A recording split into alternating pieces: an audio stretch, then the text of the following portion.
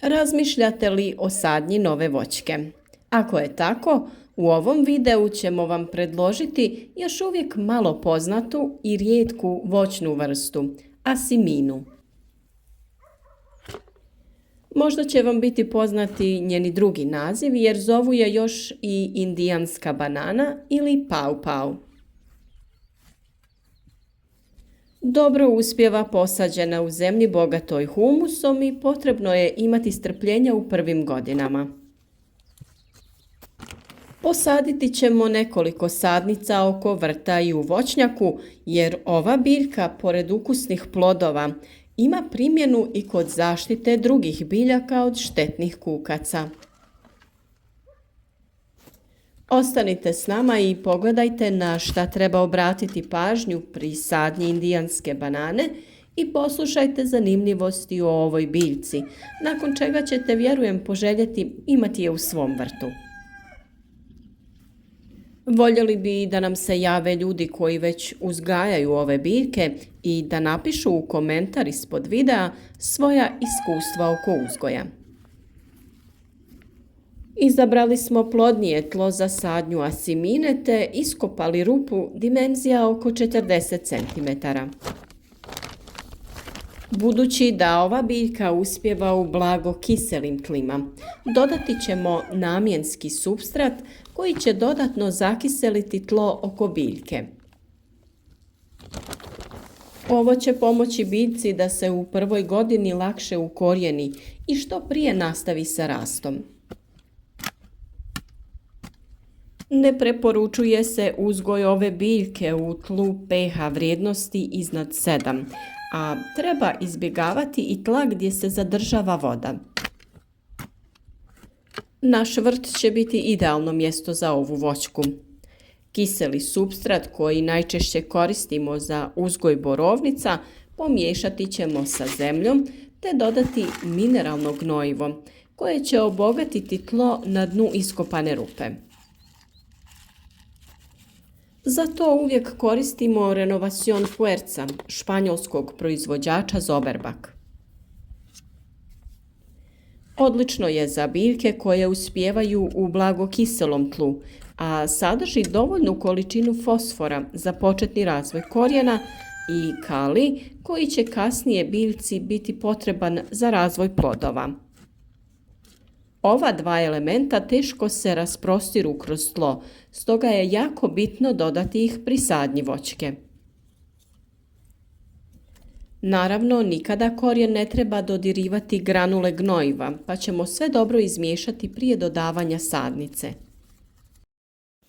Za sadnju uvijek koristimo kvalitetne sadnice iz provjerenih rasadnika, među kojima je i Drijen, pored Zagreba, gdje smo nabavili i sadnice indijanske banane. Pored ovih sadnica, u ovom rasadniku mogu se pronaći i sadnice drugog voća, ali i ukrasnog bilja. Vjerovatno ste poželjeli posaditi kaki ili neku drugu egzotičnu biljku. Kontejnerske sadnice su jako kvalitetne i primitak je zagarantiran, a tu je i veliki izbor sadnica golog korijena. Ako ste u blizini, preporučujemo da ih posjetite.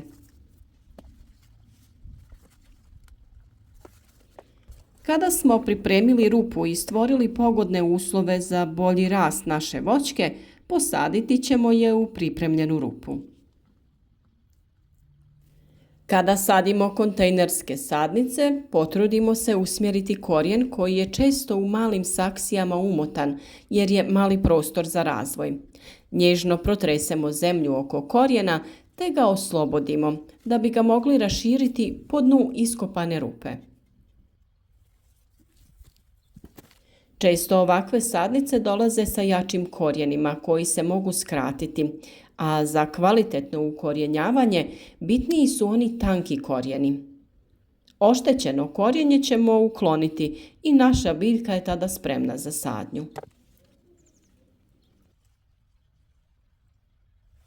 Pri sadnji treba obratiti pažnju na dubinu na koju se sadi biljka, jer nije poželjna ni jako duboka, a ni plitka sadnja. Najbolje je biljku posaditi tek nekoliko centimetara dublje nego je bila prije sadnje. Ako je rupa previše duboka, možemo dodati još hranjive materije poput stajnjaka ili razgrađenog komposta. Poznato je da je ova biljka vrlo otporna na kukce i druge štetočine, pa se od njenog lista pripremaju razni prirodni preparati za suzbijanje insekata na drugim biljkama. O ovoj temi, kao i o drugim ljekovitostima indijanske banane, pričati ćemo i kasnije, a budući da plod sadrži puno vitamina, minerala, a posebno kalcija i željeza, čini ovo voće jako poželjnim. Plod je najbolje jesti svjež kada je potpuno zreo i tada je tropskog, slatkog i sočnog okusa. Pored primjena za izradu insekticida, list sadrži antikancerogene tvari koje se koriste za proizvodnju lijekova protiv raka. Više o pripremi insekticida i ljekovitosti pričati ćemo u nekim drugim videima, a do kraja ovog videa pogledajte kako još pomoći biljci da se lakše i bolje ukorijeni. Kao i kod sadnje drugih voćki, zemlju je potrebno dobro nabiti i istisnuti zrak iz nje. Ova biljka otporna je na niske zimske temperature i može se uzgajati i u područjima gdje su temperature čak i do -30 stepeni Celzijusa. Ipak, tek posađene sadnice dobro je zaštititi malčirajućim slojem, tako da se donekle izolira tlo i spriječi smrzavanje. A da bi spriječili oštećenja biljaka, dobro je pored njih postaviti zaštitu koja će poslužiti i kao naslon. Za to možemo iskoristiti nekoliko bambusovih štapova. U prvim godinama poželjno je da svaka voćka ima potporu na koju će biti pričvršćena. Za vezanje voćki za potporu koristimo namjensku gumenu špagu. Ona je dobra jer je dovoljno jaka, a neće se usijecati u koru drveta zato što je rastezljiva. Ova biljka jako je pogodna za uzgoj u našim krajevima jer dobro podnosi hladnoću, ali u prve 2 godine trebamo je redovito zalijevati i prihranjivati. Osim toga, za vrijeme jakih ljetnih dana mladu sadnicu je dobro zaštititi od jačeg sunčevog zračenja, pa ćemo koristiti mrežu za zasjenjivanje. Indijanske banane sade se na razmak od 4 metra, a nakon oko 5 godina voćke dosežu visinu od 3 do 4 metra. Da bi razvoj biljaka bio što bolji, pripremite tlo na ovaj način kako smo pokazali, a ako bude potrebno i kasnije, možemo vršiti gnojidbu i poticati biljku na bolji razvoj. Nakon sadnje, u slučaju da na biljci postoje neka oštećenja ili suhe grane, njih je potrebno ukloniti.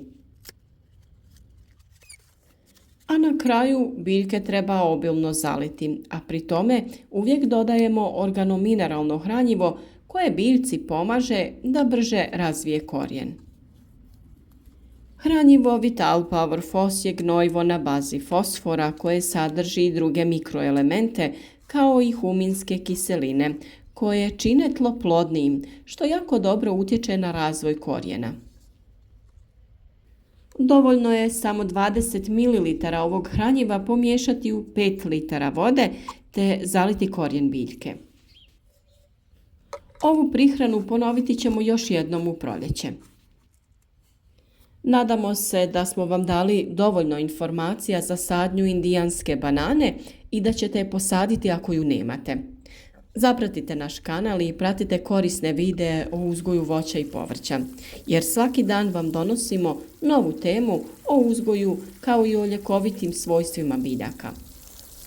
Podržite naš rad tako što ćete označiti video sa like, a voljeli bi da podijelite i vaše iskustva o uzgoju indijanske banane. Slobodno nam pišite u komentare od kuda nas pratite i koje biljke vi uzgajate.